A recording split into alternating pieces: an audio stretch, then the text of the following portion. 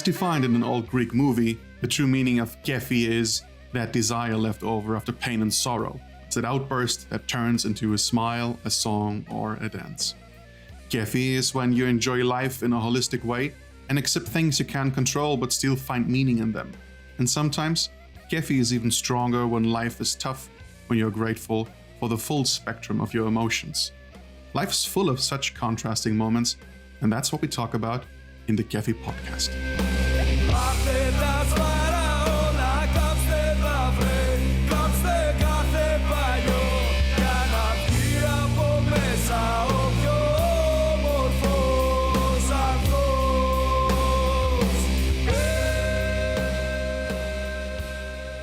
Welcome to the Kéfi Podcast, Pablo Carpio, my dear friend from España. Thank you for having me. Oh yeah. Well, you always pronounce my name like that. Carpio. Is it not Carpio? It is. I just like how you put like so much emphasis on it. I want to say it correctly. I'm like putting, like, look at my name, right? I do the same with yours. Yeah, but you don't get it right, but that's okay. I still love you. No, it's not Esperidon. Where's the E from on the beginning? Esperidon. You're doing the Spanish thing again. Yes, exactly. Like with a space. No, Spiridon. You gotta say it differently. No, it's just Spiridon. Spiridon. There you go. Carpio. Pablo Carpio. I think it's super important to try to say the names in the correct way, because that's just, I've seen people is struggling. Respect. With what? With people being on maybe like, social events like our events or plenty of these ones, and you get always like these people that is maybe from, a country with its own language. Maybe it's not like English or, or something more common like French or whatever. And then everyone is like, so how do you actually pronounce it? And you can see the struggle on the right. Pablo.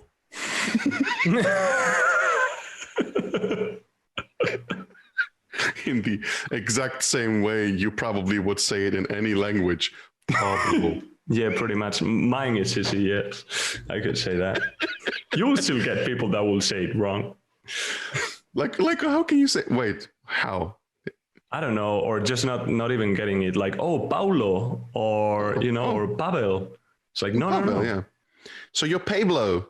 Pablo, yeah, exactly. Yeah. For those, this is gonna be a super casual conversation, because this guy and we are talking basically daily, right?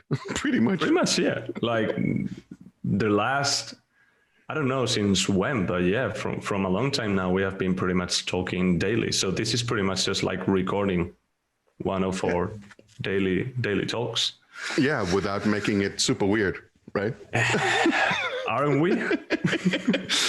Are we gonna make it super weird? I think it's a great thing that you are here and willing to just focus on one topic for a specific time, because I feel like you're. Since I know you a little now, just a little bit. I also know that you have a very interesting approach to life and how to take obstacles, because you made it part of your talk at playgrounds. You remember the one that pissed off a couple of people? Yeah. So Pablo, I'm gonna explain. Pablo was on stage and was telling everybody like a super sad story, and then he was just like, "Yeah, but all that is not true. Like, I had a super great life, and everything was right." And he just kind of like, you kind of winked the stereotypical conversation about struggle, and you were just like, no, this is a job for me, and I have a life beside of that, and I'm coming from a wealthy family, and I'm doing really great. I remember that one, because you say it's a sad story. Well, that doesn't make it false. I mean, it was actually a true story. It was just the story of my parents instead of mine. The thing is that I had that idea of making that talk when I was actually on another event. I'm not sure if it was the same year or a year before or something like that. Like hearing stories, holy shit! Like, does that mean I'm not worthy for this job, or I don't deserve it just because I actually didn't fight for it that much? Like I just, my dad bought me an iMac and a tablet, and I started painting. And then I just started like posting my works on Facebook and on ArtStation and stuff like that. And I started getting opportunities. Of course, it also took me a while, right? I mean, also talking like that sounds like everything is super easy. It's not like everything was, just as that. All of that, like the process that I spent starting my own portfolio, trying to get a job and everything like that. That took me around 5 years in the end, so it's not like it happened like from 1 week to another. But in any case, I think it was, I also wanted to give that perspective, right? Like the perspective of someone that just has like a normal life from a normal European country with, parents that loved me when I was a kid and gave me everything that I needed. I don't know, in the end, I also feel that also puts some responsibility over you, that gives you already like the pressure of knowing that if you fail, it's only your fault and no one else. Like there is nothing around, like in your context that you could use as an excuse. Let's say like that, right? Like, oh, I like things actually went bad for me because this or that, or because I had this problem when I was a kid, or I'm having this problem now. Like I don't have any of those excuses. If we can say that those are excuses somehow, for me, it's like, yeah, everything is going fine. So what now? What are you going to do with that? So that's how I try to see it. Yeah, I'm trying to remember the actual response that the audience had on this, and probably the biggest issue was a natural sympathy that you build with someone when you hear a tragic story. It's probably not the fact that you were just twisting it and making it about the industry or something like that.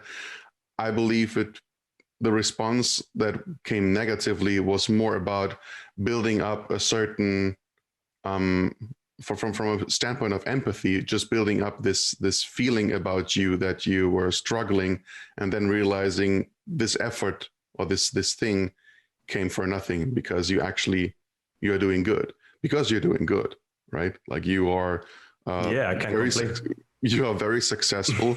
And I will just say, especially for your age, even if this comes off like ageism or whatever, or like playing with stereotypes, it's just not common that you work for all these companies before you even hit 30. So yeah. Well, that's also, that like coming to that topic for me, I remember when everything started for me, that was around 2014, I would say. That's when I really started like focusing on getting a job and trying to build my portfolio, around the idea of working on like AAA games or movies and stuff like that. Like everything started in 2014. I didn't get a job until like 2 years later. Like those 2 years, I was just on a limbo, like thinking what's going to happen.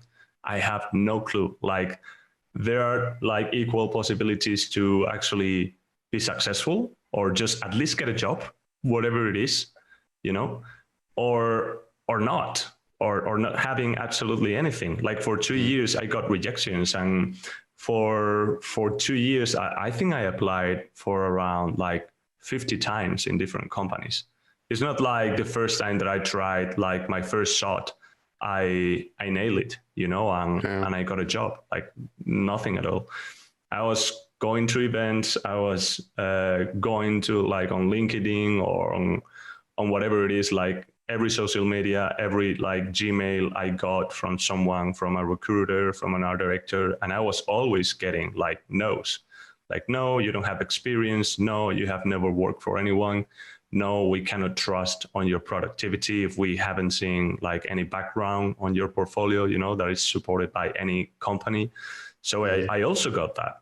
for like 2 years, almost 3 years, because my first job was for Ubisoft almost in Christmas 2016. And that was the first one. And that was like, probably that was after I applied for Ubisoft like 5 times. So I got that first job. I remember also like making interviews, for example, like I ended working for ILM, for example. And I had, before that, I had up to, I think it was 2 or 3 interviews with them.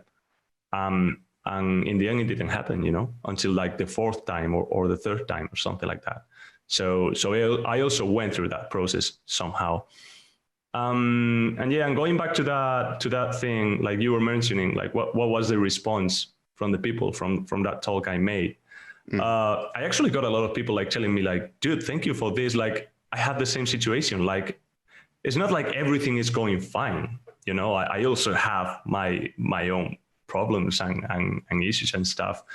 But in general, if I put everything on, you know, if I try to balance everything and see if there are like better things or worse things, I would say like everything in general is going fine. I live in Spain, you know, it's like I live in if I think it like that, I have a roof over over me. So yeah, I don't have to sleep on the street. I'm on a democratic country. I have, I would say I have some savings.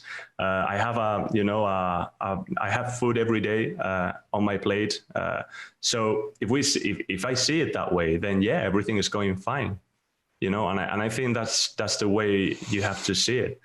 So yeah, I had a lot of people like telling me like, yeah, for me it's kind of the same. And sometimes I wonder if I don't know if there is someone that could be, taking more advantage of what I do, or if someone will deserve it more, And at the same time, as I said, that also creates some pressure over you, thinking like, oh my God, I'm actually stupid if I'm not doing well, right?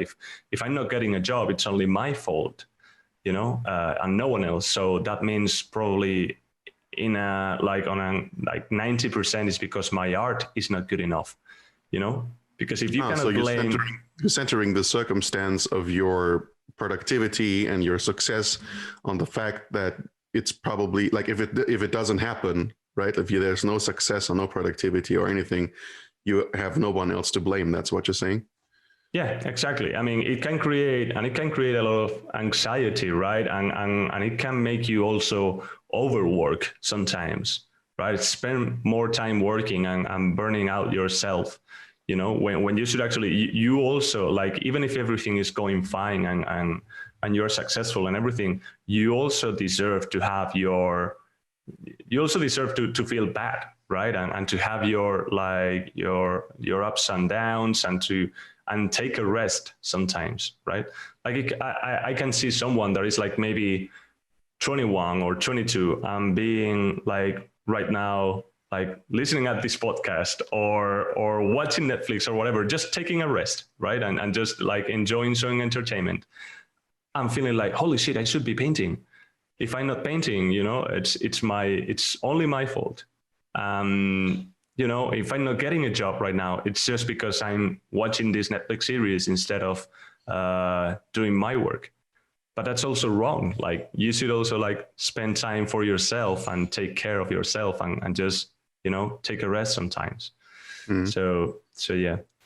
So I was going through a time where I had a lot of surgeries, and I was meeting with the aunt of my wife because we were visiting her because she wasn't feeling good. She was going through chemo during that time.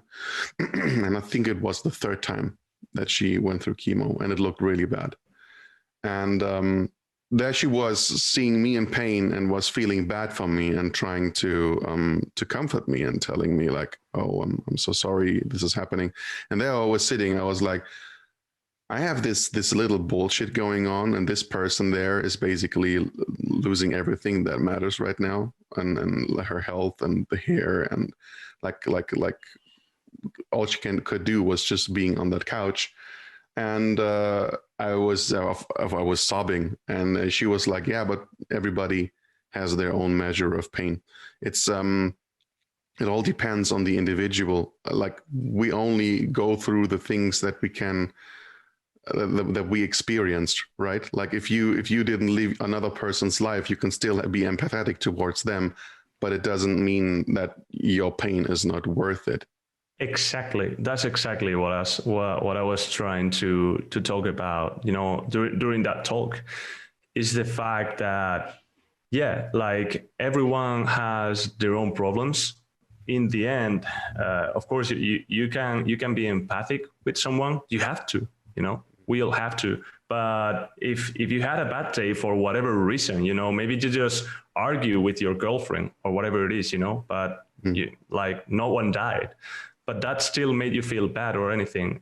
You still have the chance to talk about it, right? And to feel bad about it, and you deserve that somehow. Like, sometimes that's the thing. Sometimes living a good life, or not having like super dramatic problems, makes you think that you actually don't deserve to feel bad somehow, because others have it worse, you mean? Exactly. When everyone is like, yeah, but look around, everyone is like worse than you somehow, or this guy just had this problem. And that's, when we make that joke of like first world problems, well, it's still a problem in the end. If it's a problem for you, and if it makes you feel bad, then talk about it. You should be able to open yourself also in that way. It's not like, I don't know. I'm not sure if you're getting what I'm saying, or if it's actually a way to defend it. But yeah, what if at some point, you actually are doing bad, but you have created that mindset already that makes you feel like, oh yeah, but I shouldn't talk about this because there is someone else that is, going through a harder time. It builds up this contrast about everything just being bad or good. It's probably also like everybody is going through something, and that's what we are telling each other if we were trying to consolidate each other, and if we're trying to, how this this thing is about saying you have no idea what the other person is going through right now. Exactly. Right? Like why this person just lashed out at you? Why are they performing bad? Why are they late for their job? Maybe, I don't know, they have to take care of someone who's sick, or of their children, or whatever it is, and all you're seeing is just what's happening. But at the same time, I'm thinking about the contrast of these situations that generate this feeling about being what you just mentioned. I don't deserve help because others are doing far worse than I am. Exactly. You did it in the talk in a really shitty way, because you had me thinking, you had me like really, I was just like, look, why the fuck did he do this? But years later, I'm still thinking it probably wasn't the best way, but knowing you a little better, I know that you were just trying in your very brutal manner to raise awareness about feeling worthy of help, right? Like feeling worthy of having your own problems that deserve maybe therapy, maybe the attention of your family, and being taken serious. I mean, obviously we talked about these things a little bit more aside from this podcast, but in the end, it finally made sense. That's what I'm saying. Yeah, and it's not only the fact that you also deserve to help, to have help, right? Even if you are whatever, like let's say you live in Santa Monica, you go surfing every weekend with your friends, and you have a Porsche, and your parents love you, you can still have your own problems, right? And you can still suffer anxiety or whatever it is. You also can have like your health, issues or whatever it is, and you deserve to talk about it and to be open about it, and to receive help from that, but it's not only that. When I was also doing this talk, I was not only focusing on that side, but also on the fact of being actually successful in this industry, right? And stuff like getting a job or things like that in the end doesn't have anything to do with your, I mean, of course it kind of has to do with your with the society you live in, right, or the country you are living in, or your economical situation and everything. But in the end, it's all up to you and what you do with your art, right, and how much time you spend on it. No matter if you live in India or Spain or the US or Argentina or whatever it is, in the end, it's you and your pencil, and what do you do with it. So that was the other part I was trying to talk about. Is like, no matter where you come from, in the end, if you use your cards well, you will get where you want to be. It's just a matter of spending time on it, and being productive, and being constant, and believe in your own possibilities, right? So yeah, I think it was a mix of a lot of things, but what I was just trying to do is like tell my story. So I think in the end it's just to be open, and try to I don't know how to say it, but feel everyone involved somehow, and not excluded just because of that. I don't know. That's the thing. As you say, in the same way that you could get people saying, fuck it, this is just like bragging, or saying like, yeah, I had a good life, or not even a good life, just a normal life. I'm not rich or anything, or like if we are thinking about it in that way. But I also know, like, if I look at my friends, for example, from my whole life, like we all went to the same school, we all had pretty much the same, same things, same clothes, same computers, same PlayStation, whatever it is, like we were like normal, kids. And that's the thing. And you feel like, like all of our lives are good, and we don't have any issue. But you never know what happens in someone's house, right? What's on the what's the background of that person. So even if I always like look happy and I'm trying to, look well, like I always like to dress well, and take care of my image somehow.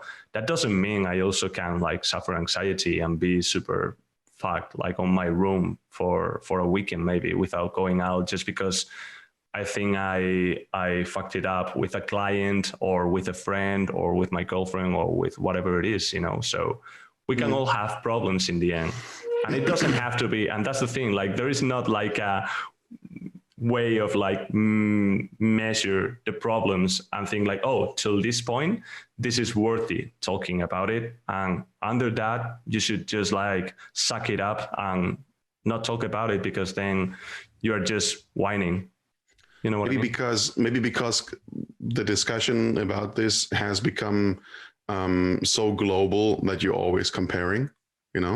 I wonder, you just mentioned burning out and working too much. Has this ever been a problem for you? Yeah, definitely. And that's the thing, those are maybe things we have never talked about, right? Like, or not even like between you and me, because you know me better, and we have our private conversations and everything. But my problems are things I don't used to talk about it, and it's because all of this we have been talking about before, right? It's because of feeling like, as you say, of course, if there is one, like if there is someone saying like, yeah, my dad just died, and you're like, yeah, well, like my mouse is not working, of course you're not gonna Jesus. right? It's like you're never gonna go through that situation. Of course that doesn't happen, and this is not how we should, communicate. No, don't. Or understand this topic, right? But what I'm saying is exactly like the second situation you talk about, right? If you're like, oh, I just got like kick off of my work, or I broke up with my girlfriend, or something like that, or I messed it up with my portfolio, and it's not getting any recognition online or whatever. Like those are things, that can build up some stress, some anxiety on you, right? Some like different situations that can actually make you feel bad. And so those are like, yeah, that's the thing. Those are kind of things I never talk about, or burning out, for example. That's the thing. There has been times where I've been maybe working from like waking up at 7 a.m, so I still have time later on to spend some time with my girlfriend, or going out with my friends, or whatever it is, and still not being able to finish my work on time, and having to maybe cancel some plans or stuff like that, and arriving to the end of the day and feel like you haven't complete what you have to do. You're going to have bad feedback from your boss, and at the same time, you're going to have like a bad response from either your girlfriend or your friends, because in the end you didn't met them, and that's probably going to end being like another discussion or whatever it is. But things just start like accumulating. That starts like creating some stress, and probably then the day after that's going to happen again, right? Just because you just got like a workload you cannot deal with, and at the same time you don't have time to actually take a rest, and that slows down your productivity. You start like focusing less on what you're doing. Your eyes starts like being tired. Your muscles doesn't work in the same way. You start like having backache. Everything just start like, escalating somehow.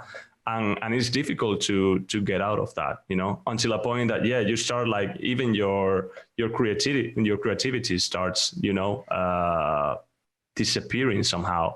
So yeah, that's the thing. In the end, that happened to me several times, and you have to deal with it. And as I said, sometimes you don't talk about it, just because you are like, maybe there is someone with a bigger problem, right? So why should I bother with this? And you start like thinking, you start like even, it start like losing importance somehow to you, and you start like normalizing it and dealing with it somehow. So my first reaction in my head was, when you were saying I have to get up at 7, I was like, I get up at 7 every day. But that's the thing, right? Like, if what I don't consider when my knee-jerk reaction in my head is happening is, how long did you stay up? Like where's the context? Like when anyone would hear someone telling this part, what about the other part? Why is 7 o'clock early for that person? Maybe because they were working until 2 a.m. or something like that. So when we talk about these things and being worthy of help, it doesn't matter. Like, if you could be a person that is more sensitive than the other. You could be a person that needs more sleep than others. You could be a person that has to handle everything by themselves. You could be someone who just thinks, I don't need therapy because my friend is having it way worse than I do. And then you're just grinding through, and it gets worse and worse and worse for you. I don't know. It's something I keep thinking about a lot, especially since I had, like, many years ago, this situation that I was talking about with where I was told, like, everybody has their own measure of pain. Because I used to be someone who was very, very judgmental about people complaining, simply because it was the way I was brought up. Because my family, or my parents majorly would be people who had it very bad and very hard, but would just suck it up.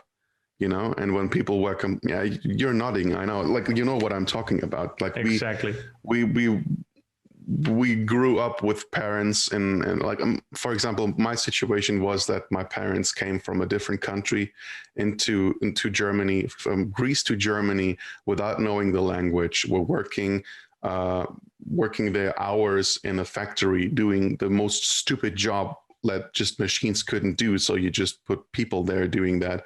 Like my father checking like washing machines, if they would scratch the clothes by adding like little cotton balls, and seeing if they would tear them apart or something. Like, imagine doing this like for so many hours.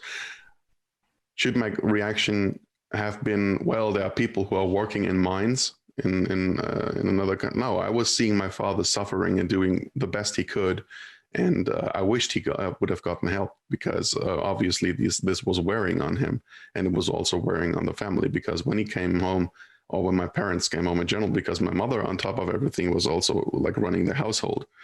Yeah. And where I'm going with this is I wished that someone much earlier would have told me that everybody has their own measure of pain, because I was just stupid to see it, because I was comparing everything with the life that I knew, with the life that I knew for my parents. And whenever someone had a problem, I would always be like, oh, what the fuck are you complaining of? There are people who have it worse. You were that one saying on Facebook, well, If Facebook would have been around, I might have been that person. Yeah. But I mean, like, I'm talking about my teenage years here. And I would very often, like, people were going through shit, and I would have been the person being like, well, that guy over there, you see that guy? Well, he has it much worse. And exactly. How is that helping? And I think, I get that also an answer that I really hate. It's just when people is like, yeah, well, just cheer up, or, when you can see someone is going through a depression, and you see people like saying, yeah, cheer up, come on, better days will come. Or it's going to be all right. Yeah, it's going to be all right. Or you talk with people with anxiety, and the answer is just like, well, calm down, just take a rest. Dude, it doesn't work like that. It doesn't work like that at all. And that's the thing. That's not something that is linked to your social situation, your economical situation, or anything. Like, everyone can go through anxiety. Everyone can go through depression, no matter how rich you are, how good your life is. It doesn't matter. But the answer should also be equal for everyone. That's the thing. I also went through anxiety, for example, and I still do sometimes. And that's the thing. And sometimes I get this kind of answer if I talk about it, if I even talk about it, because sometimes I just don't. So you hold back because of that? Yeah, definitely. I hold back. I don't talk about it. I just suck it up, and deal with it myself. But if I ever, talk about it, then the kind of answer I will get will be like, yeah, dude, just chill, man. It's fine. It's going to be fine. And then it's like, fuck it, and everyone is just saying, like, dude, you're doing good. It's going to be fine. Yeah, because you never had the idea to actually chill out, right? Like, this is something that never crossed your mind to just calm. It's so easy, right? Like, just press that fucking button, Pablo. What's going on? That's the thing. Have you looked in a professional direction when it comes to helping you with anxiety and anything? Did you talk? I have actually. That's the thing. My girlfriend, for example, she's a psychologist, and she goes to therapy sometimes. I haven't. I've never done it, but it's definitely something I thought about. It's definitely something I'm gonna do. I think we all need sometimes also that tiny push that makes us do it somehow. I haven't done it yet, for example, and I think a lot of people can relate to that situation of feeling like, hey, maybe I need professional help somehow. I see it, for example, very similar to physios, right? Like people that works with your muscles or bones or whatever it is. I know a lot of people that is like, dude, I have like this headache or whatever it is. And I'm like, have you ever tried to go to a physio? And it's like, what does that have to do with my headache, right? It's nothing about my back or my arms or anything. And it's like, well, try going. And then they go and like they treat them maybe in a place they never thought about. Maybe it's like their neck or their shoulders or whatever. And that already affects... Or your jaw, exactly, and that affects your head, and the muscles that are linked maybe to the back, like of your neck or something like that. And it's like, wow, I never thought about that. I never thought there was something actually going wrong there, and that helped me, to solve another problem. So in the same way, a psychologist, or a therapist will do the same, right? Maybe they will change some things on your perspective, on your, way of thinking or whatever it is. And that would already, click some places on your brain that will change the way you see things and make you and will make you feel better, right? And you probably never thought about it, and you will never know until you go there, right? And someone show you, like a professional, I mean. Then what is holding you back right now? Time, pretty much. Even though that's a big excuse, because I can take an hour, of course, just to do it. But yeah, yep. I really don't have an excuse for that right now. I'll probably just do it tomorrow. Of course you will. Of course, tomorrow. No, but yeah, seriously, right now it's just, I'm also, I blame myself for that. It's just laziness. In that aspect, it's just not laziness, but not having it as a priority. Mm. And that's the problem of a lot of people, I think, too, not having mental health as a priority. And you're one of them. I am one of them. Then what can we do about it? Well, it's only up to me. That's true.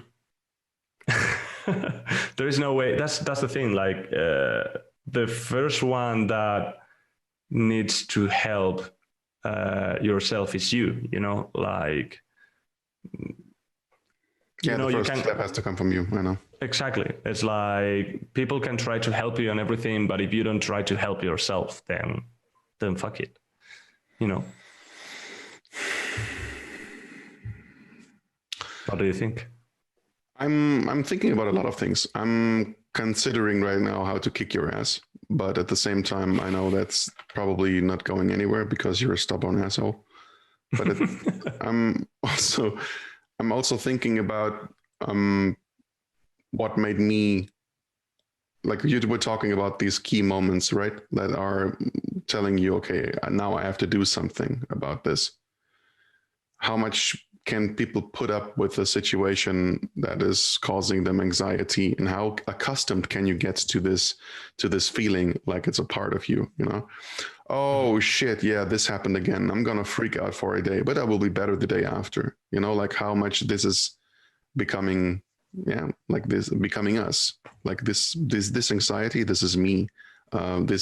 This depression and this bad feeling, I just need to go on the couch, watch TV for a week or something and eat ice cream or something like that. Yeah, exactly. And everything will be fine again. And you get accustomed to everything, just like you get accustomed to this, like how you really at some point don't feel the pain in your leg anymore because it's the weather. You know, like, oh, it's a pressure because of the clouds and whatever, and that causes my ischias or something to really hurt. It's just the way it is. Yeah, it's just how it is, right? And you live with it. But at some point, maybe you are the idiot. Maybe you're the idiot that could have done something right away and could have prevented something much worse. There's the sentence about if you don't, what was it? If you don't put attention to your mental, to your wellness, you will be dealing with your sickness, something like that. Yeah, if you don't work on your health, on your healthness, you will have to like definitely work on your illness. Yeah, and that's super true. It is true. It's definitely true. But that's the thing. Like sometimes, like we are idiots, you know, not taking care of these things. But it's also provoked by being idiotized by the social pressure, right? By feeling like, like this is actually not a big problem. So I should just deal with it because everyone does. Everyone, you know, there is people with bigger problems.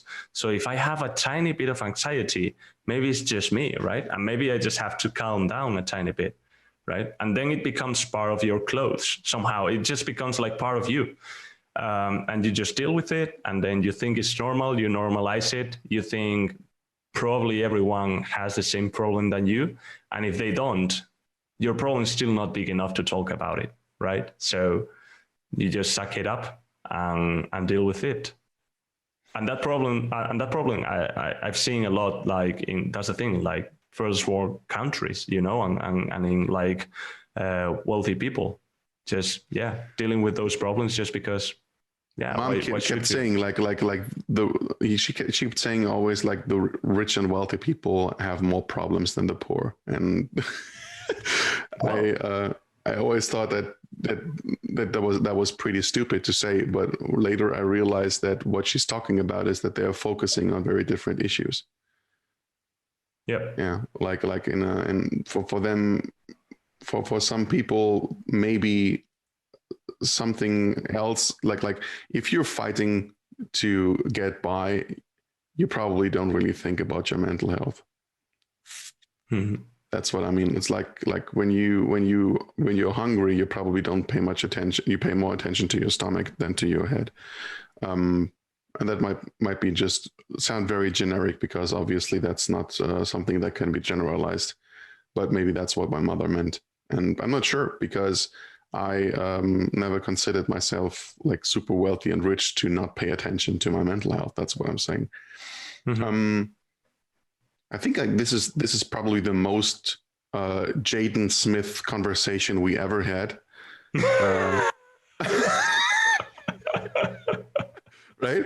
Like this, if you think about this, what about this? And then this happens. Yeah, okay. I mean, that's just what we're doing here, right? And if you're listening to it, that's on you. That's not on me. I'm considering I'm considering kicking your ass to do something about this, to really maybe seek professional help. I should write your girlfriend to kick your ass, because she probably does a way better job than I do. Oh yeah, definitely. And I will tell her that you have to do something about it, because I know your fear. We talked about it before, and I think there's a lot of stuff that you probably would have to work on. And but I'm not. I mean, it cannot come from pressure alone, right? I can't be the one telling you what to do with your life, but I believe that you already figured it out, everything just fine by yourself. Like, think about it. You were just saying everything. This is like physio. Maybe the problem is something else. Maybe you have to look into a different region to solve the problem and get it to the core and all these things. And you're like, yeah, but I don't prioritize it. And then I feel like punching you. Yeah. And then it's just maybe me being stupid, right? Yeah. Yeah. Do you actually do something that is not kicking my ass? You think I'm kicking your ass a lot? No, you actually don't, but you're a good friend, no, but it's true. In the end, every time we talk, like, one of the things I like the most is that you're honest somehow. And you are one of those persons that actually, if I have a problem, you just don't say like, dude, cheer up, You have a lot of people who telling you just to cheer up, friends, I mean? Well, not friends, but people in general. You know what I mean? That you are around, you mean? Yeah. It can just be like whatever, like a familiar, or just, random people, or maybe they're not that close friends. Maybe they're not invested enough in you. Maybe they're just like, well, I don't know what to say because I don't really know you, and you just told me something. Yeah, exactly. I also have. Maybe they also are just super assholes, and I need to punch them instead of you. Like, no, there's always that option. I think we all know who we can talk about different things. It's like you don't talk about the same with your mother than with your closest friend or whatever it is. So, but what if I do? Obviously, I don't. No, but yeah, I think of course you need to find your targets when it's talking about certain topics. Because someone can help you more than another person. But it's definitely in the end important to talk about it. If I'm also talking about it in this way in this podcast, it's just because I know somewhere there will be at least one person that can relate to the situation, Yeah. So that's the thing, and that already makes it valid somehow. I think that's like the most important thing, is like knowing that absolutely no one is alone. Somehow there is someone else that is in the same situation, having pretty similar problems. I think that's one thing we can think about. Even better when people know that they can reach out, maybe. Yeah, exactly. And just be like, how did you deal with this? How did you deal with that? Because that's always something that I'm trying to like when I'm writing with people, I'm always saying I am not a professional. I'm not doing this because I want to tell people what to do. I'm just having a nice little conversation with someone who might have something to tell that people relate to, because it's all about doing something that is relatable. Because what drove me, what actually made me go to therapy was when Max was on stage at Playgrounds, right? Like when he was talking about him working all the time, and like working like 3 weeks through, like almost not sleeping, and then taking 3 months to recover from that. Yeah. And I realized that's exactly what you are doing, you fucking asshole. Yeah, And, look at Max. That's a really good example. I don't know too many people that is more successful than Max, right? Mm-hmm. Like he really knows how to deal with his business and everything. He has another meteoric career. He started when he was like super young, and he's already, I think he's like 29 or 30 already. And we can Already. consider, well, yeah, I'm not sure if he had like if his birthday has already been, like, I don't know. Yeah, I know. What I'm trying to say is just that we can already consider him like an expert somehow on different things right now, like even a veteran somehow. Um, and that's the thing. And he also has his issues. And you know, if you try to look a tiny bit further than just, you know, the facade, you can see that he could also like have, you know, his own problems, like burning out, or, you know, dealing with all of those like periods of time where he was completely like overloaded with work, right? And then having to take rest for maybe like 2 months or 3 months, right? And see how from that guy, you also like, there was something that triggered in you to like, you know, to do something with your own situation, even if his context was different than yours, right? No, but he was just sharing something where I had the idea that this sounds like maybe I should also get help. Maybe I should also talk to someone, and not think so much about, because I did the same thing. I was always thinking anxiety. This is just like, this is very, very, this is like a trend, you know, this word, everybody's using it. But what I wasn't realizing it, that more and more people were actually opening up about it.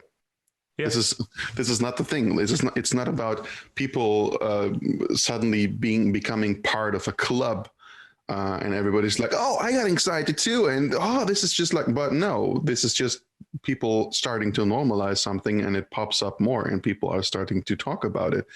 And it took me a while to realize that, because at some point I realized, oh, I'm actually having the same issue. I'm also seeing a catastrophe where none is. And I'm also thinking about the worst outcome of a situation, even though nothing has happened yet. You know, I'm building I had that scenarios. Yeah, for me, it happened like, I don't know, a year ago or something like that.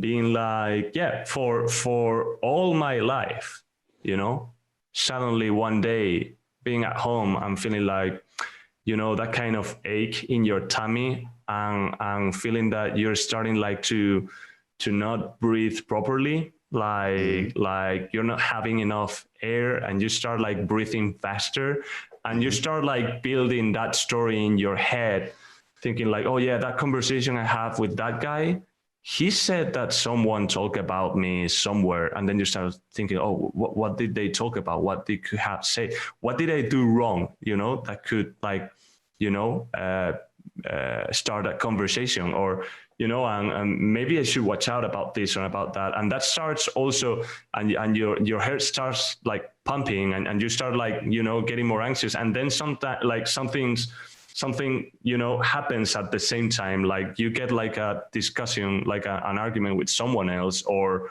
it can be whatever thing, you know, or suddenly you're trying to do like a new painting or whatever. And something is not working on it, you know, and then everything starts like building up somehow. And for years, like since like years and years ago, I normalize it like, yeah, I guess I just need to calm down. Maybe it's just, you know, me being a tiny bit stupid. And then I start talking about it with people, you know, I'm feeling like, do you also have like this tummy ache, you know? And then you start thinking about things that didn't happen or whatever. And it's like, yeah, that's anxiety, dude. And I'm like, anxiety, what?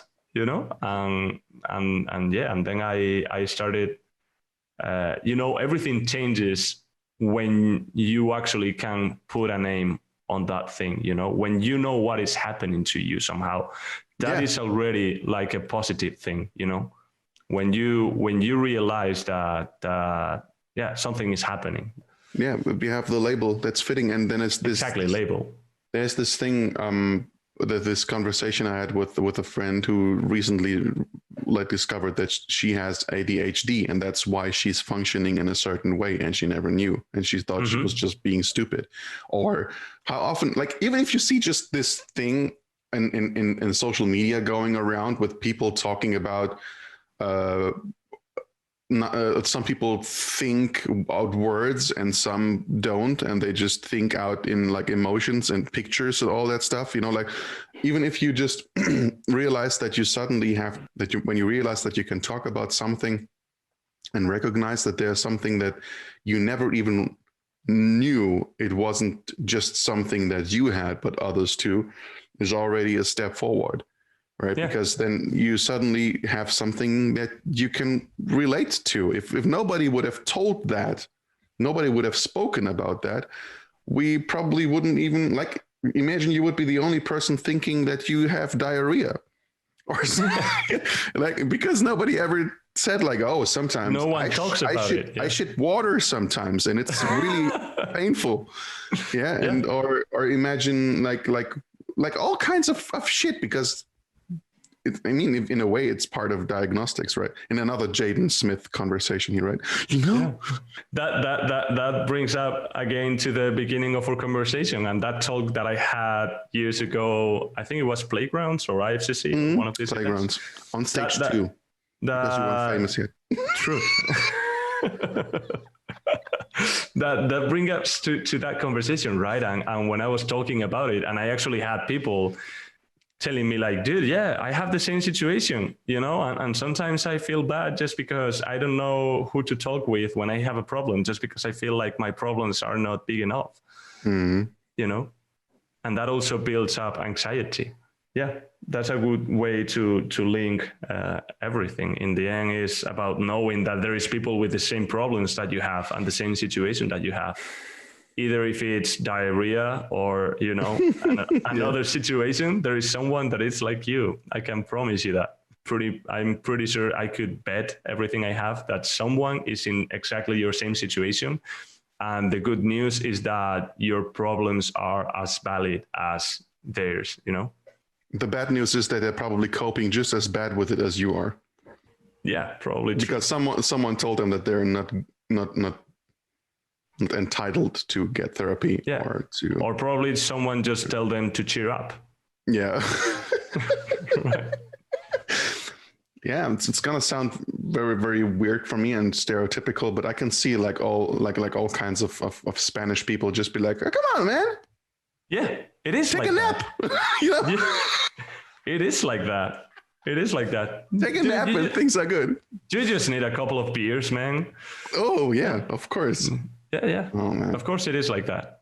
Exactly. Think about that situation. And that's exactly what I mean about, like, for example, being Spanish. It's like you live in a super sunny place, you know, nice weather. I just recently moved actually to the south to a tiny village with white houses, you know, in front of a hill, and a super nice like castle on the background that looks like the Alhambra in Granada, which is pretty close. It's like 15 minutes away from here. We have palm trees right on a park right behind my house, and it's like, yeah, everything is good, dude. How can you be stressed there?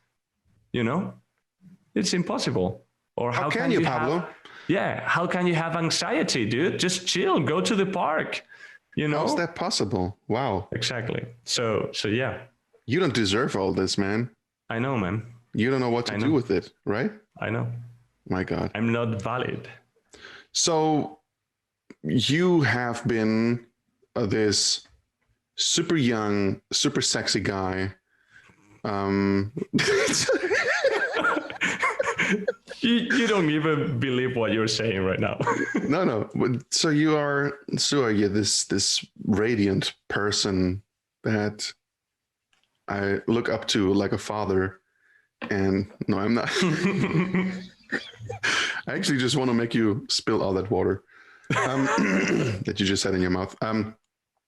So you are super successful, right? Like you are, and it would be stupid it would be humble bragging if you would be like, oh, come on, no, I'm not, but you fucking are. You worked on projects that other people tried to get on their entire lives, and you made all of them.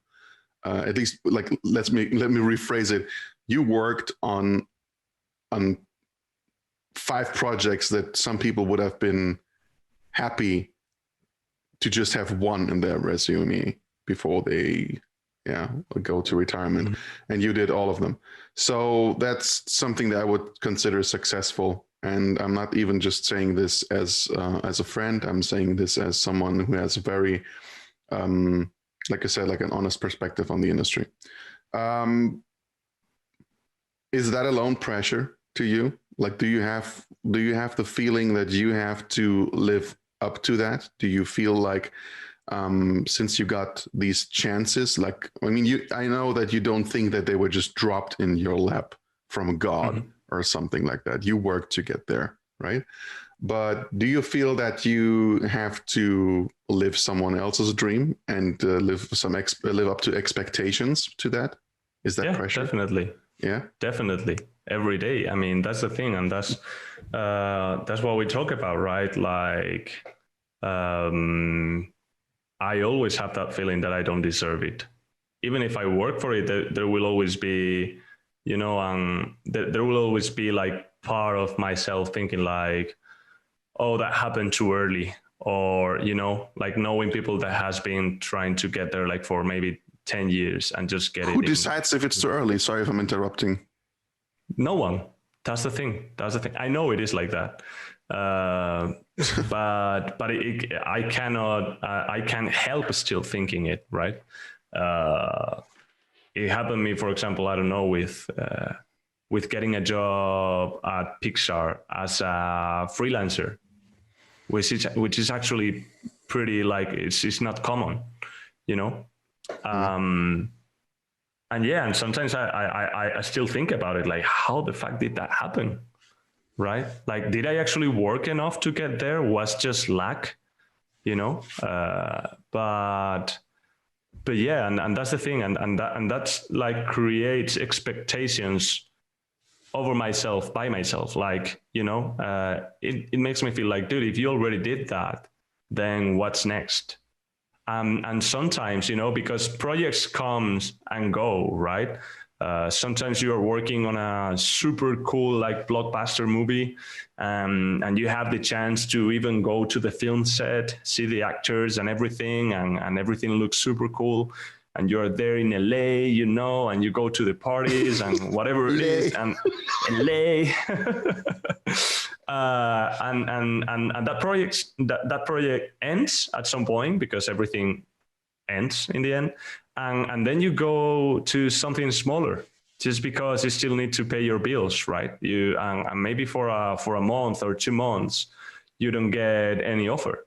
Then do you feel then like the hobbits going back to the Shire or something after they just offed Sauron? Pretty much. And then it's like, yeah, what are you gonna do now? Just like, give water to my plants in Hobbiton. And it's like, fuck it, like, really, you just kill Sauron and that's everything you can do now? Go and try to fucking kill another Sauron somewhere else. Deserve more. Yeah, exactly. So you always want more somehow, and and the problem is that you don't want more just because you have that the hunger somehow. it's because you need to prove yourself somehow that you're still able to do what you did before.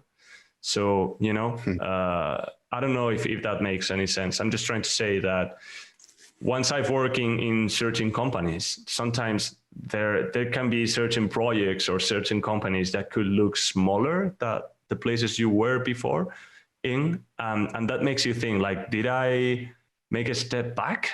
Did I just decrease my productivity, or it's my creativeness worse now? Like my creativity now, is it worse? Like, did I, like, I don't know, get worse on my paintings? Like all of these stupid questions starts, Yeah, you realize that it's not a bottle that can empty, right?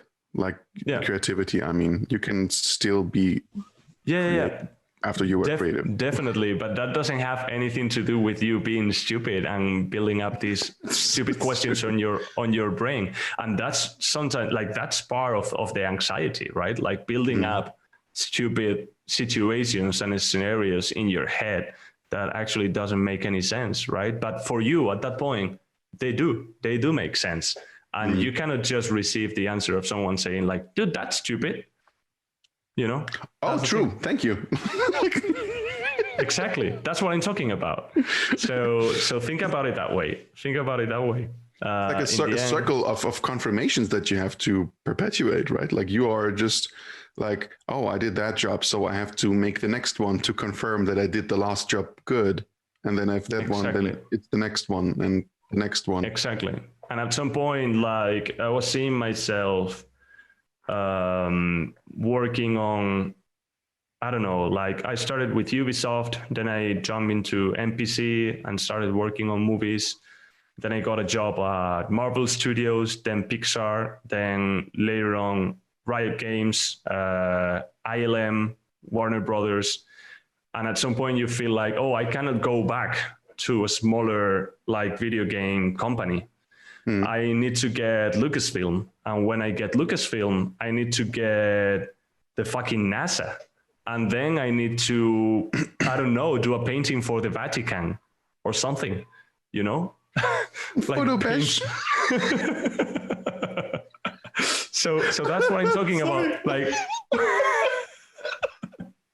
I can't imagine you being there, like photo bashing the Sistine Chapel or something. Yeah, the Pope. Yeah, come on, we need some chromatic aberration in the lower right corner. and a good Halo helmet or something. So yeah, that's what I'm talking about. When does that stop escalating, right? When do you stop thinking that you're just better or worse just because of your professional situation? So that's the kind of things you start, like, thinking about and you need to deal with. You need to understand how to separate things, right?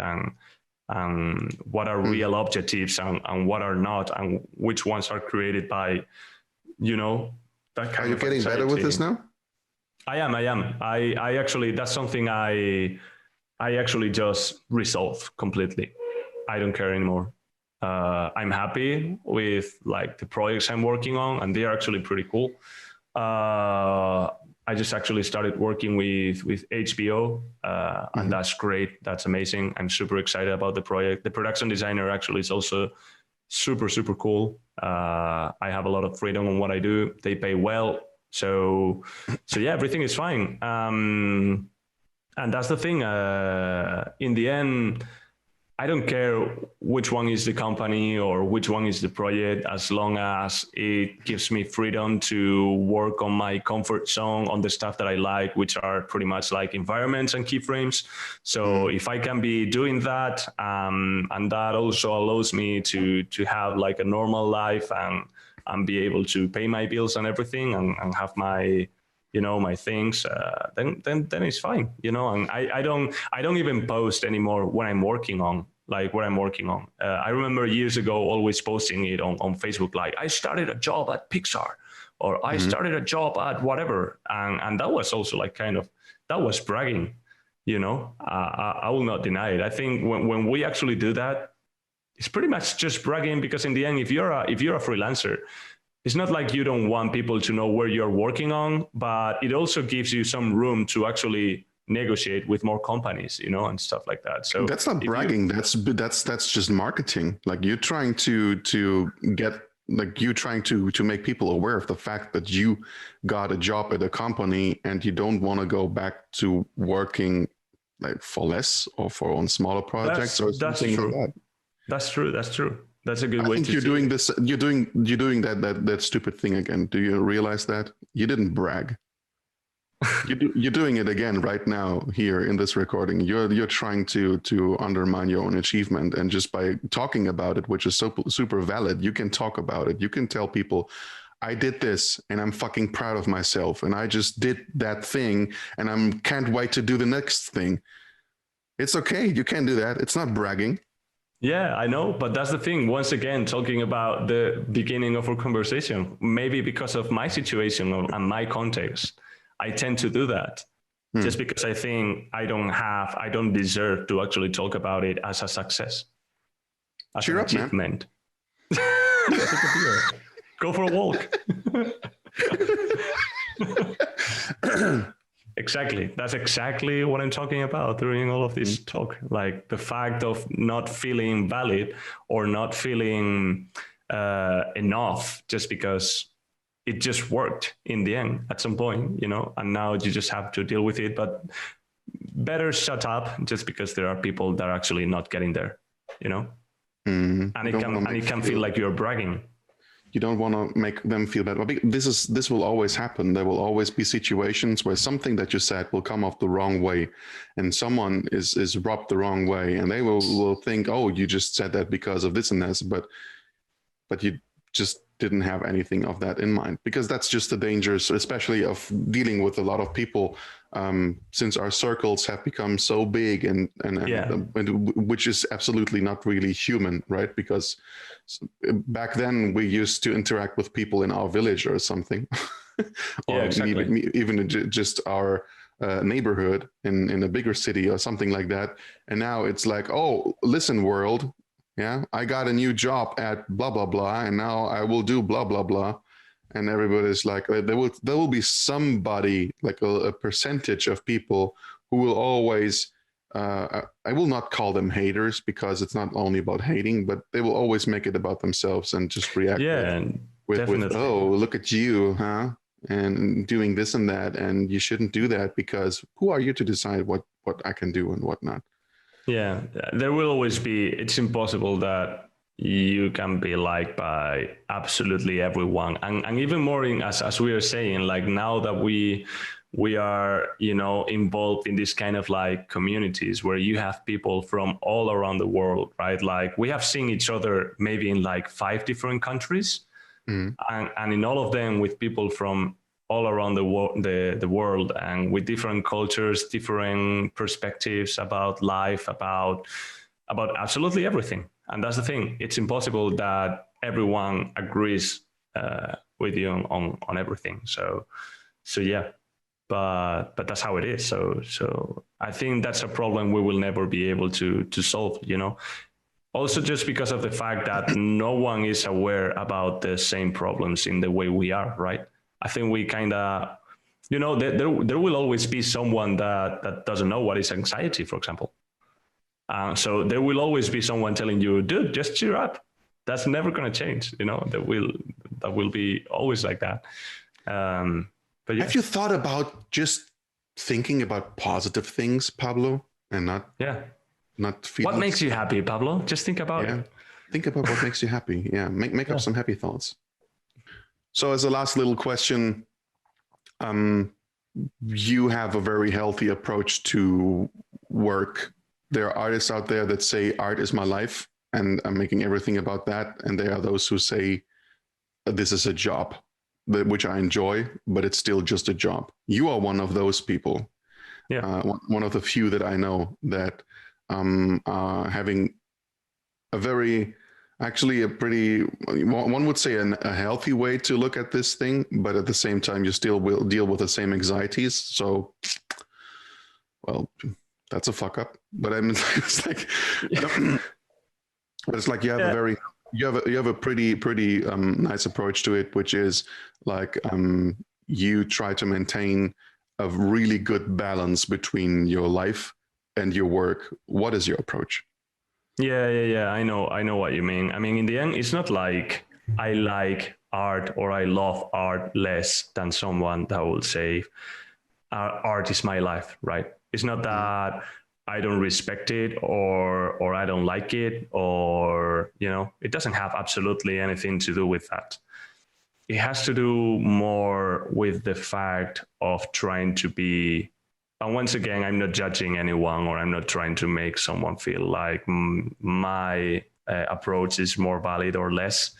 For me, it's more like I try to be less selfish with the pass of time. Like I used to spend a lot of time just for myself years ago. I was working like 15 hours a day, maybe, just because my age and my health and everything allowed me to do that, and my energy allowed me to do that, and because I didn't have anything else to do. I remember when I moved with Pablo Dominguez to Barcelona to work at Marvel. We were working at Captain Marvel, and we were working from there.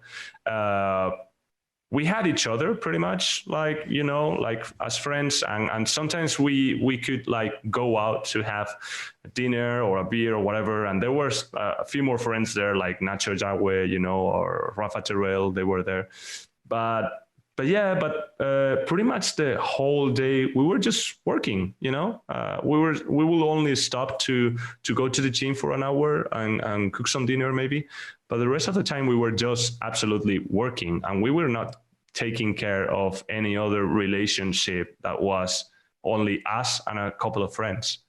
The rest, it was all about art.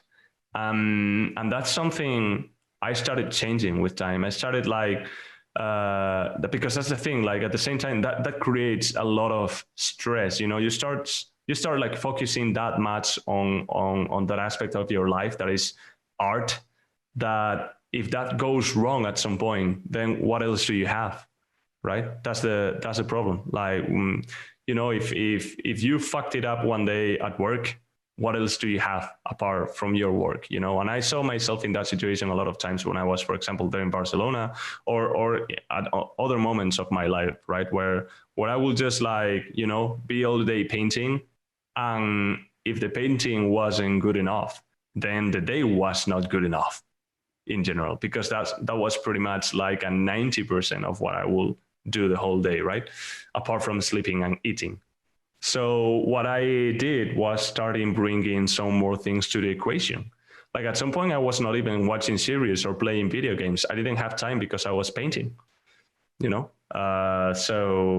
that's the thing. At some point, I just started like dividing the percentages of things that I will do during the day, and start giving each one of them the importance, like the validness that they have, right? And that was also adding like my family, my girlfriend, my friends, sports, entertainment, different things, reading, watching series, going to the cinema, working out, doing some sports, swimming, I don't know, whatever it is. It can be like different things. But I think it's really dangerous to just say like art is my life in some sort of way. Like, dude, your life should be something else. Your life should be going out with your friends, having dinner, watch a movie, travel, find another hobby. I play guitar, and I play bass guitar, and I used to have a band years ago. And we used to, record our own music, compose our songs, do some covers, of the bands we like, and go to venues and play. Those are ways to disconnect somehow, and reduce the, I don't know how to say it, like reduce the level of damn, like the level of importance on certain problems, right, that are actually not that big. Like, yeah, for example, that your artwork is not good enough, or that you didn't get enough likes on a painting or on Instagram or whatever it is, or that you got bad feedback from your boss. Yeah, that will always be part of your life. It just depends on you to make that absolutely everything, or just part of something bigger and something richer somehow. So that's how I see it. At some point, I just started like just giving to the problems that are related to my job the importance they have, and at the same time valuing the successes in the same way, because there are things that it's not only like the bad things but also the good things. It's important to have that balance. So just the fact of working at Riot or working at Pixar or whatever it is already makes you like a fucking stupid person, just because you think that's the biggest thing you can reach in your life, right? So I think that's the thing, always balancing everything and just giving the good and the bad things the importance they have, because you could be like, hey, I got a job at Lucasfilm and you didn't. But someone could say like, hey, I have 2 kids and we go out every weekend and, play some football at our garden. And it's like, yeah, I think that could be also as successful as working at Lucasfilm. Yeah. That's the way I see it. Obviously, there are a lot of people who are seeing it as very valid to be both, to be successful in work, or maybe only one of them, and then family, or like maybe there's no division, or they decide to not have a family. All of this can be really, really good. But what I think is important is when we talk about work-life balance, it also means that you do enough things aside from working to just not get sick. Because eventually with our work, I mean, you are sitting down, you're painting all day. I haven't seen anyone painting while running or while going hiking or anything. Like, I don't think that this is, do you know anyone who can paint while they are hiking? I don't know. Maybe I'm just obtuse. Maybe I just don't know. No, maybe there is people that goes hiking and at some point just stops and go painting. Yeah, that's a great kind of balance, right? I would say that that's healthy. Yeah. Exactly. Or you go climbing and you hang off a cliff with one finger and then you're painting with the other hand. But what I can tell you, even if you go hiking and at some point you grab a sketchbook and you draw some mountains or whatever it is, that doesn't happen every day, not every week, not every month. That happens maybe when you're on a trip once a year or twice a year, or when you're with some friends and you organize it, right? What I'm saying is in your daily life, right? In the everyday situation, you need to have that balance. It cannot be just art, definitely not.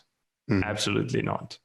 And I could defend that, and there could be people telling me like, no, man, it has to be everything is about art, fuck photobash and 3D, but it's like, no, dude, it's a job. Like I don't get paid for drawing. I get paid to have ideas, and to present, designs to producers and executive producers and directors that probably has never hold a pen in their life.